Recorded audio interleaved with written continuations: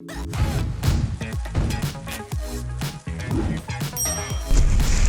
LEGO games are filled with loads of Easter eggs, references, secrets, so much that I'm yet to see. Some are really easy to find, others a lot more tricky. Today, I'm playing LEGO Star Wars: The Complete Saga, the classic, and searching for a bunch of Easter eggs and secrets in Episode 1, The Phantom Menace. Like I said, there's a lot in this game, so I'll probably make one of these for each episode of the game, and maybe even do one about the bonus levels. Let me know what you want to see. And I'm sure some of you guys have probably seen these before, but hopefully there'll be a few surprises along the way. I'm also sure I've missed a bunch, so if you know about any Easter eggs in LEGO Star Wars, please let me know in the comments, and maybe I'll include them in future videos. Let's do this. Hey everyone, it's Andrew. The very first Easter egg you can come across in LEGO Star Wars: The Complete Saga is located right here in this first room aboard the Trade Federation ship. Using the Force on these chairs does this. Of course, the Cantina Band. I remember doing this as a kid all the way back in 2007, being like, wow, that's so cool. Now, can I just take a second to ask you guys, what even is this scene? Obi-Wan and Qui-Gon are sitting at this table, drinking together, waiting for the leaders of the Trade Federation to show up so they can negotiate. Immediately, we're introduced to the politics of the prequels, but what are they drinking? As if they'd actually take a drink. What if this is poison? You know, they fill the room with gas. Why not just put it in the drink? Man, you gotta love the prequels. A little further into the negotiations level, if you're playing on free play, you can use an astromech droid to get into this room here, which is a very special room. This is what I call the battle droid's break room. You see a bunch of droids just sitting at the table by the window with their feet up, chilling on their lunch break, dudes, taking a load off. Get back to work, until Greedo throws them an explosive, and for a moment they're still chill while their brother gets incinerated. Here we also have the droid showers, just in case they get all hot and sweaty on their shift, working too hard, you know, standing around walking, saying that doesn't compute, wait, you're under arrest, and then Qui-Gon slices in half. You know what it's like. And each one of these showers actually produces something different. Like the first one looks like it's, you know, it's a more red color, second one's more yellow, and then the third one looks like actual water. So I don't know, what do droids shower in? Oil and paint. And here in the center of the room, we also have a vulture droid, which we can prepare for takeoff, put it back together, just send that into the other room, and then head over in there, and then Qui-Gon can knock the astromech droid off into the abyss.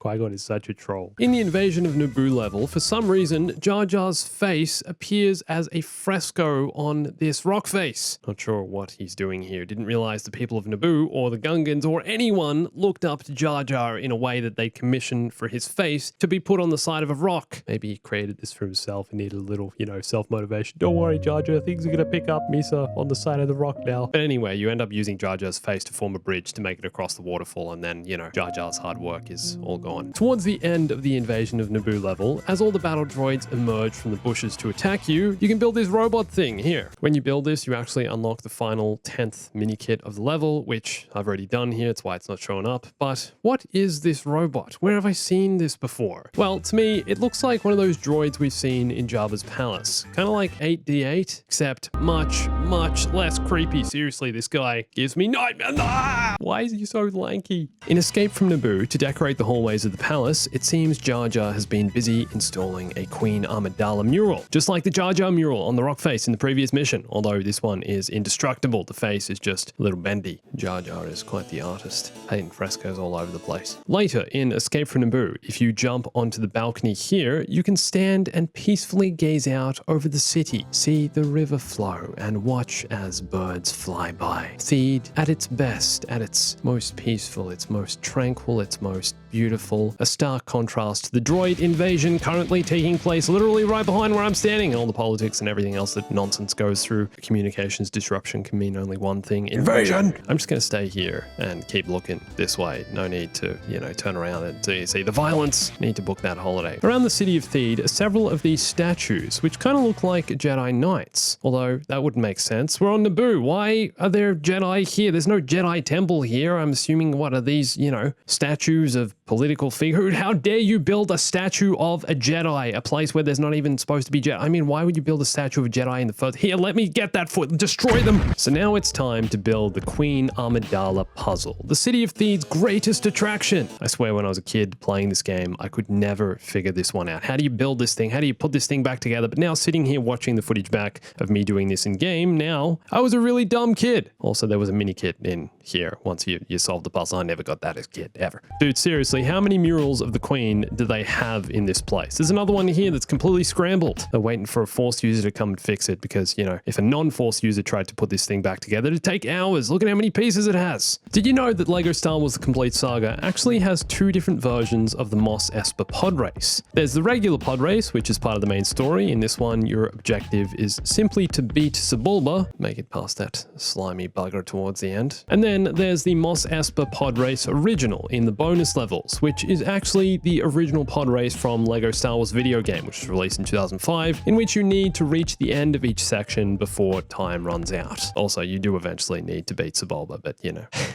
In Chapter 5 of Episode 1, called Retake Theed Palace, we have another mural of Queen Amidala, although this one is different to all the others we've seen so far. Instead of the red outfit she wears at the start of the film and throughout, which is possibly the most iconic Padme Amidala outfit, here, Padme is wearing the outfit she wears at the end of the film with the peace ball, the white one. Look, the mural even has this gold piece on her forehead for her tiara. Man, look at the reflections in this game. Walk away a bit and the frescoes reflected in the glossy floor. This is 2007, people. A little later in Retake Theed Palace, if you use the Force on both these fountains, empty out all the water, eventually they'll start squirting colorful bubbles. So you and your friends can come and have a pool party. While a couple battle droids show up to spoil the fun. Let's just take care of them, get back to the party. Okay, it's all good. We got the colorful bubbles. Qui-Gon's happy. It's good to know he got to have one last bubble party before his death. In the final mission of Episode 1 in the Complete Saga, simply titled Darth Maul, after the Sith Lord runs away like a coward and then you walk across this bridge, you enter the hangar with a Naboo N1 starfighter on each side. The fighter on the right can be elevated to collect this blue stud, but the one on the left is missing an engine. If you repair the engine and then pull both levers either side of the hangar door, wait a couple seconds, the hangar door will open, and little boy Annie will fly off into space to begin his murderous rampage throughout the galaxy at the age of 10. Starts by destroying a giant Trade Federation ship.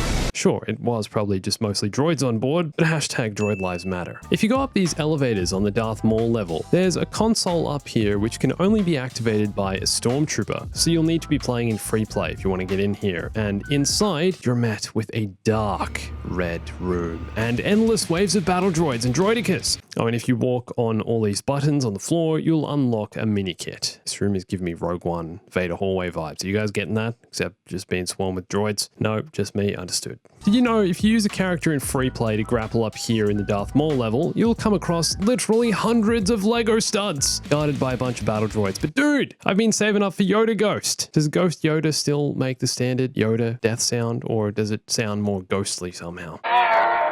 Here's something I think a lot of people don't know about this Darth Maul level. In the giant power generator room, you can actually jump inside the beams of energy, and instead of being incinerated, as is what should happen, LEGO minifigures are immune to giant power beams. Instead, the beam will elevate you to the upper level where you can get loaded on studs. This works on both sides with both energy beams, and if you jump in the beam from the upper level, you'll be taken even higher to collect even more studs. Ghost Yoda is becoming less of a dream and something I can actually get.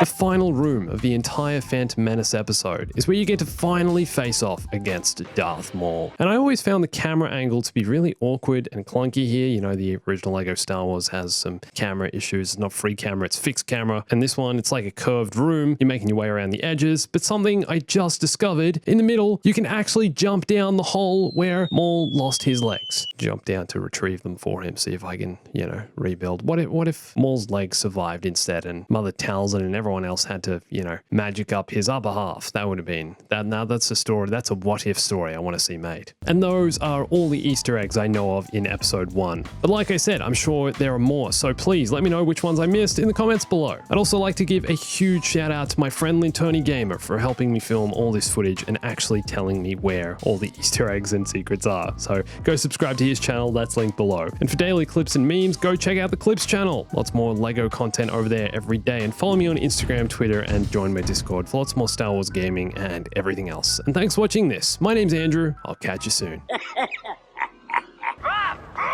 Stay bombastic.